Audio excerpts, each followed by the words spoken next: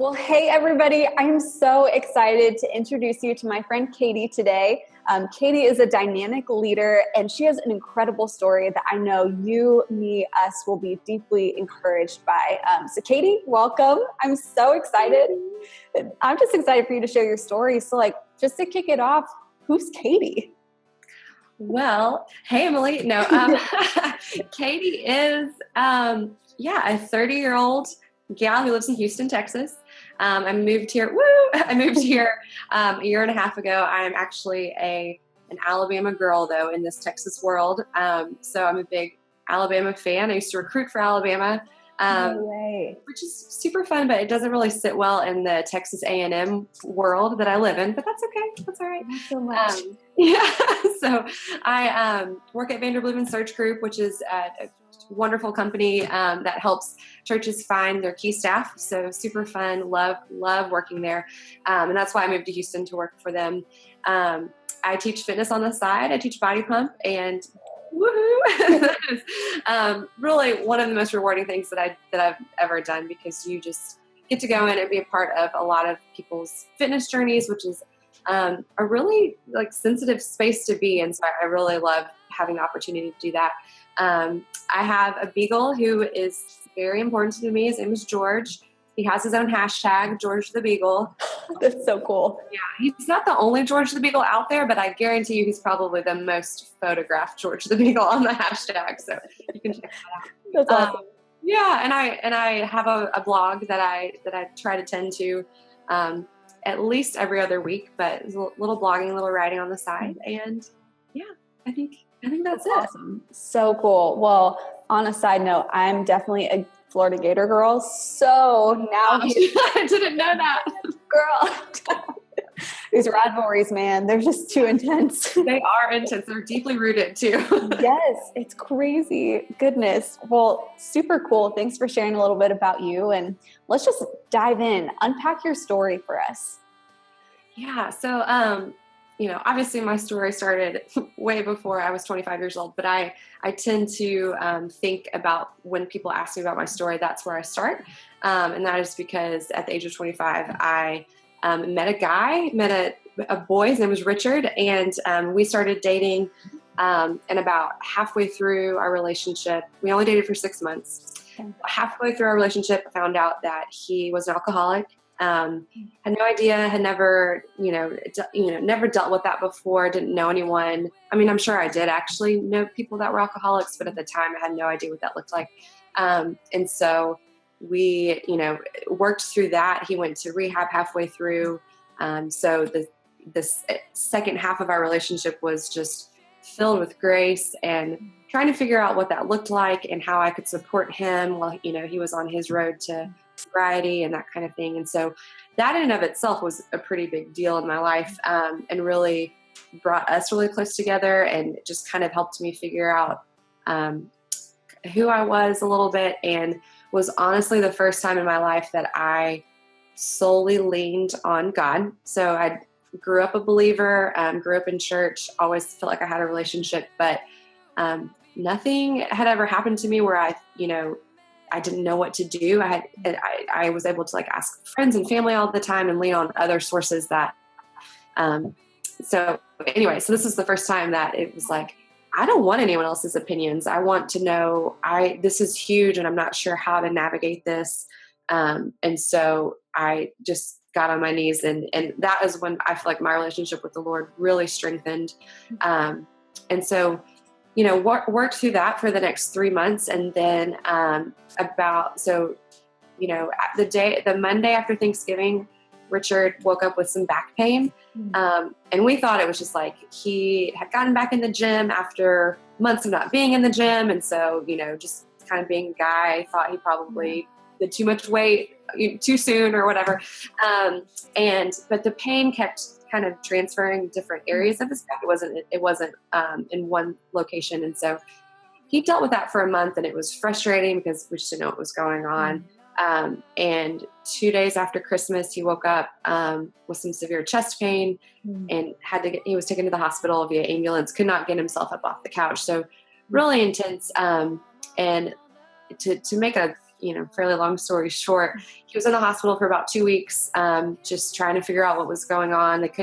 They were just trying to narrow things down. His fever was always there. His white blood cell count kept rising. And so they knew something was going on, trying to figure that out. And he was not diagnosed until 2 weeks after being in the hospital. He was diagnosed with acute myeloid leukemia. And then about 22 hours later, he died. So yeah, it was it was so crazy. And it was one of those things. I was in the hospital with him every day. His mom and I were kind of splitting shifts, and his sister was coming to visit and that kind of thing. We were just sitting with him all day. I had a job where I was able to work from home. So that was a huge blessing at that time. So I was able to work in the hospital, but just, it was weird. We didn't know what was going on. And some days he would be fine and some days he wasn't. But near the end, there was, he died on a Friday. And so the Thursday before he died, I didn't know, but like, I just felt this sense of something is so wrong. And so, it was crazy, but it was very traumatic, of course, for everyone involved. But my faith strengthened so much through that, which it's hard for me to tell people that sometimes, because I know when people are going through something really traumatic, they may not feel that faith. And so it's really hard to communicate where the peace came from. And we know that, it comes from God, but yeah, I think after he passed away, it was kind of like, I knew that he wasn't suffering anymore with this demon that alcoholism can be. And he impacted so many people, and he had no idea how many people he impacted and until he died. And I mean, I learned a lot about grace, for myself and for other people. He showed me a lot of grace as we were kind of working through after he got out of rehab, working through that kind of thing. He showed me Christ-like love, that I didn't realize until after he was gone. And so, it was crazy. It was crazy powerful. I'm really, I wouldn't change a thing. Of course, you never want that person to not be here anymore, but the way that it's impacted people, myself, his family, everyone, I mean, he was just such a blessing. And so it was, I don't know, it was crazy, but, that is where I started writing, because I knew that, well, I'd always enjoyed writing. I had a blog when I lived in Peru for a short period of time after college. Yeah, that was great. And I had a blog during that time, and I always enjoyed writing, but he was a writer, and he actually wrote me several handwritten letters, which I love. I love that. Who does that anymore, first of all? Yeah, and so I have those, which is great. But I kind of as a tribute and trying to figure out how to work through my grief, I decided to blog and write through it, hoping that it would help other people that were that might have been going through something, something traumatic or were grieving. And it really just kind of took off. I mean, it's not like this, there's not this huge following, but it took off this love of writing that I have been enjoying for the last 4 years. And of course, I've shifted the topic. I wrote about that for about a year and a half.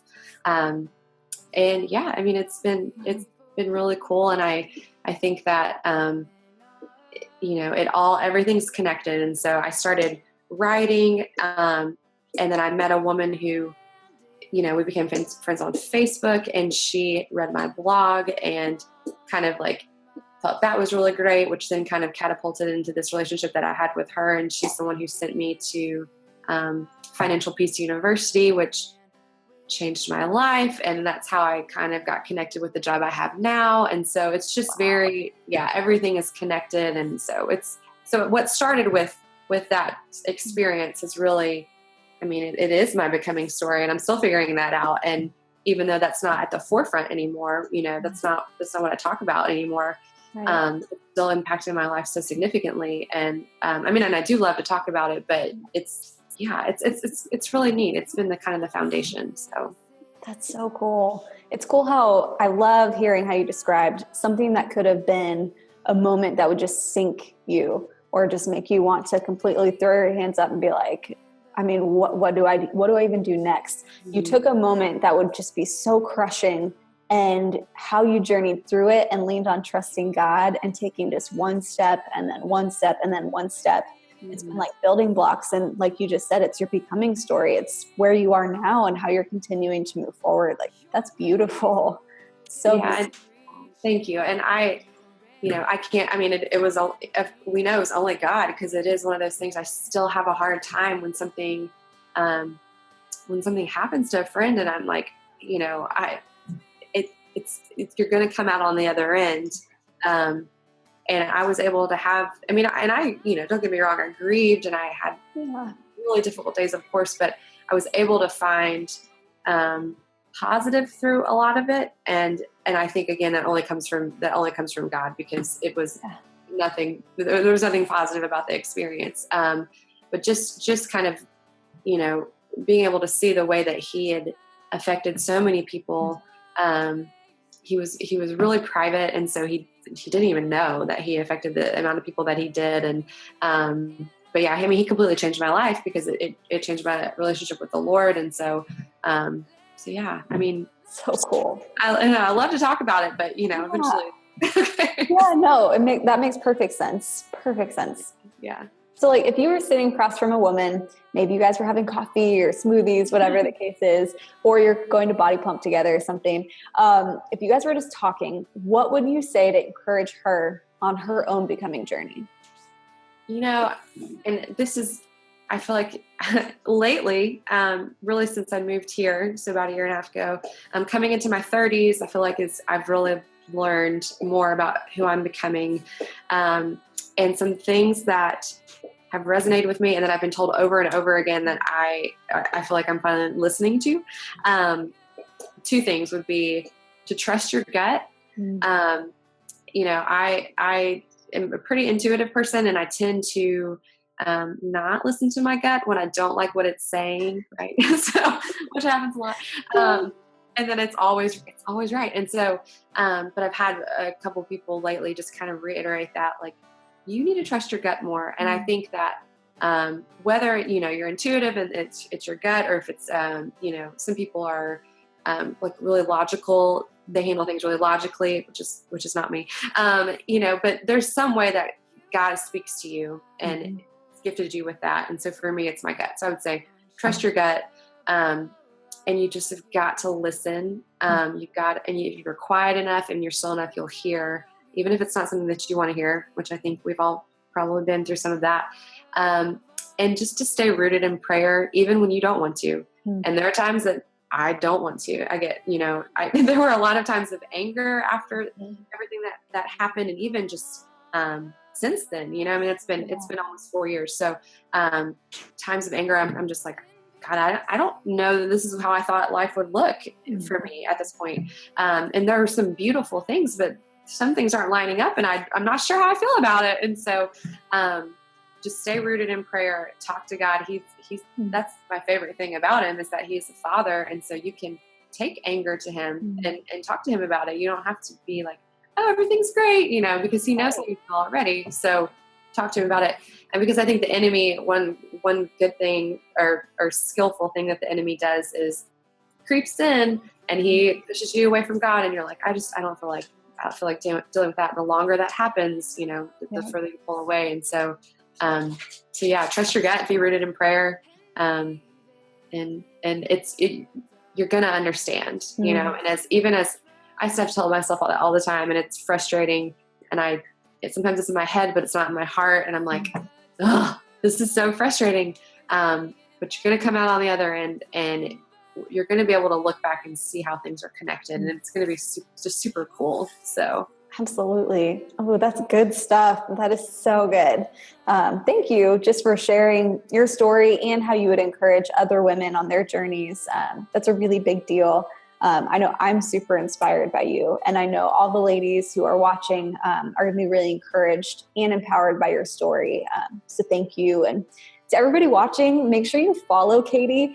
Check out her blog, follow her on Instagram, social media. We'll have all the links in this post as well, so you can connect with her. And please just let her know how encouraged you are by her story and her journey as well. And I know she would love to chat with you and encourage you too. So Katie, thank you for sharing who you are and who you're becoming. What a gift. Like, seriously, cheering you on big time. Thank you. Back at you. Thank you for having me. It's been an honor. Thank you. Thank you.